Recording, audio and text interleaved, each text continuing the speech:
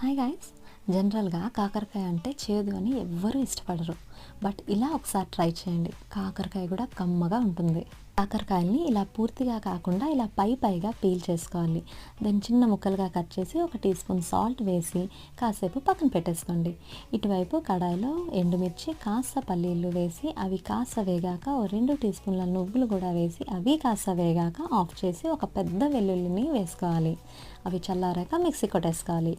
ఇటువైపు కాస్త ఆయిల్ వేసి జీలకర్ర వేసి అది కాస్త వేగాక మనం కట్ చేసుకున్న ముక్కల్ని అలా గట్టిగా పిండేసి ఈ ఆయిల్లో వేసుకొని ఫ్రై చేసుకోవాలి. ఇలా చేయడం వల్ల కాస్త చేదు అనేది తగ్గుతుంది. కాసేపటికి మూత పెట్టేసుకుంటే అవి బాగా మగ్గిపోయాక మనం చేసుకున్న మసాలా వేసి బాగా కలిసేలా చూసుకోవాలి.